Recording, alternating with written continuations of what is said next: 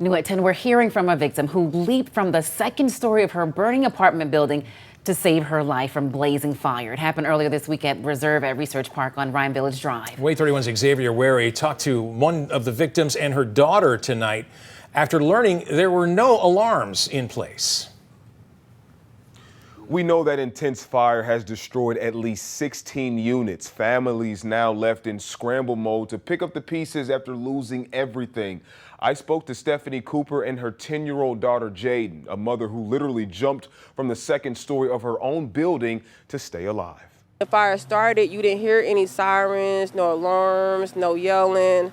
You didn't hear anything, you just heard a bunch of popping and sizzling, and then when I look back, I can see all the smoke coming into my apartment.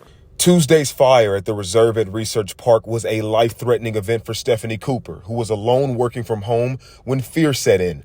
Once she saw the smoke, she says that she panicked and left significant valuables behind, like her keys and her wallet. All my type of common sense just left out my head. Unable to escape using the front door, Stephanie had no choice but to view her balcony as the lone escape plan. She says the balcony was completely fenced in. She used a tool to carve out a way for her to take flight. So I get over the banister, and it's not really any grip for me to even lower myself down gently. So I hesitated, just thinking maybe somebody's gonna come in and I don't have to jump. Maybe they're gonna be able to put something out and save me. But as I'm thinking that, it's more loud pops. So I had a choice but to just drop. So I dropped and then rolled and ran to the front of the building. Her 10-year-old daughter, Jaden, was getting dropped off from school at the time of the fire and couldn't believe her eyes when she got home. And then I turned the corner to see that the whole building the whole apartment that I lived in was on fire and in flames.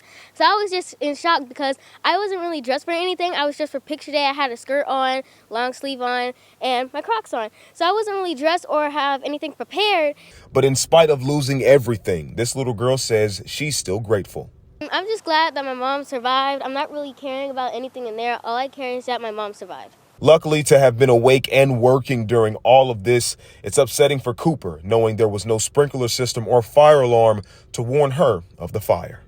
And just say if I was laying in one of the back rooms, I wouldn't have heard anything. And then it would have been way too late for me to even notice that there was a fire going on. So there's no type of warning system. Now, that lack of a warning system is something we've reached out to officials about. We are told when the apartments were built, the fire code at the time stated no fire alarm or sprinkler system was necessary. As far as Stephanie and Jaden are concerned, they will be visiting family in Georgia and also working with the complex to find somewhere to stay while they get back on their feet. They have a GoFundMe set up. We will have that posted on our website, WAAYTV.com. I'm in studio tonight. Xavier Wary, WAAY 31 News.